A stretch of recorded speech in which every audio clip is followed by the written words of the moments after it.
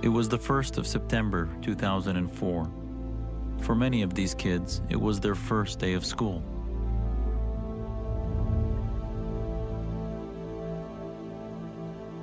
What started out as a day of great joy and excitement ended as one of the worst hostage tragedies in human history.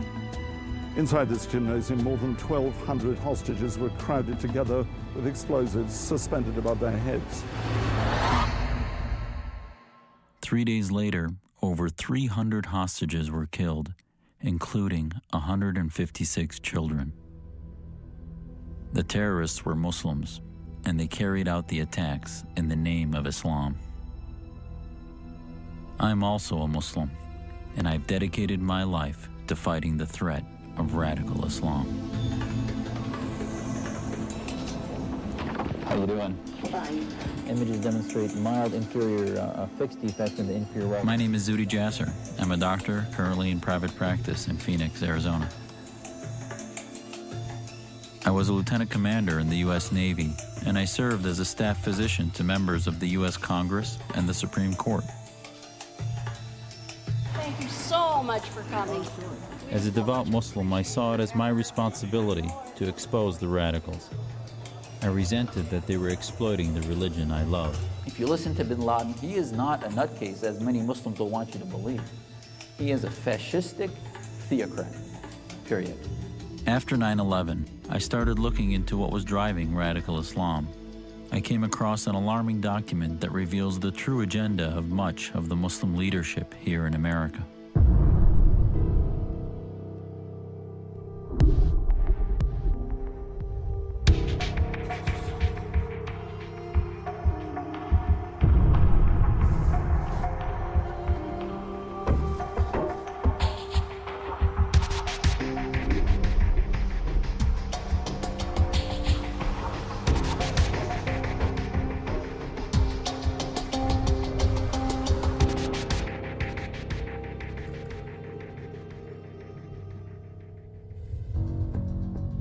It didn't take long after 9/11 until it was revealed that Muslims were behind the attacks. فهؤلاء الشباب قاموا بعمل عظيم جدا، بعمل جليل، وأعطوا أمريكا درسا لن تنساه بإذن الله سبحانه وتعالى. I had expected to see Muslims in America taking to the streets and protesting against bin Laden. Instead, in the years that followed, we saw many Muslim leaders standing up to defend or support the radicals. Stop calling them suicide bombers. They are not suicide bombers, they are heroes. And it's about time that we have an intifada in this country that changes fundamentally the political dynamics in here. So I formed my own organization and I protested. Where are the Muslims? Where are they in speaking out and condemning terrorism? Local Muslim leaders refused to participate in the rally. In fact, shortly afterwards, I was outcast by the Islamic leadership across the country, and there was even a cartoon published in a Muslim newspaper that portrayed me as a dog cannibalizing a religious leader. It wasn't until I saw this document written in America by American Muslims that I understood what was really going on, a strategy to infiltrate and dominate America. We all know about terrorism. This is the war you don't know about.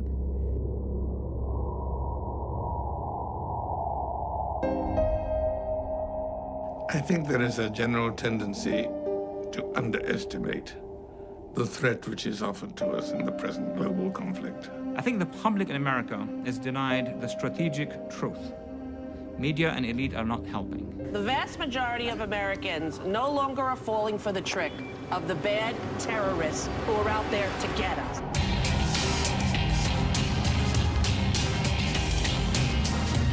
They are framing the debate as Iraq, or as Afghanistan, or as Guantanamo Bay. They're not showing the public the big picture. جهاد ابتدائي معناه غزو العالم من أجل نشر كلمة لا إله إلا الله محمد رسول الله في ربوع العالم.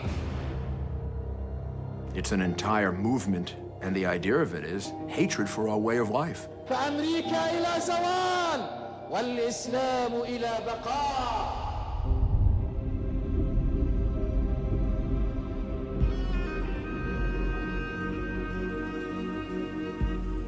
The clash between Islam and Christendom has now been going on for more than 14 centuries, since the advent of Islam. The first key point that Americans need to know is that this is a war, a jihadist war, which started before 9/11, before the end of the Cold War, before the beginning of the Arab-Israeli conflicts. It's a very long war with deep roots. This is a war about religion, not because we wish it to be so, but because the radical Islamists have named it so. فهذا يدل بوضوح على طبيعة هذه الحرب وعلى أن هذه الحرب هي حرب دينية في الأساس. This is a global cosmic struggle between two religiously defined civilizations, which will end only when they triumph universally. There were two major jihads in history. The first one was during the beginnings of the early Islamic Empire. In the 7th century AD CE, Arab Muslim armies erupted from Arabia and conquered a lot of lands. When the Arabs came out of Arabia and moved into the Fertile Crescent, eastwards to Iraq and Iran and Central Asia and India, westwards to Syria, Palestine, Egypt, North Africa, and from there into Europe, where they ruled Spain and Portugal and a good part of Italy for quite a while. That was obviously not done by peaceful persuasion. That was the first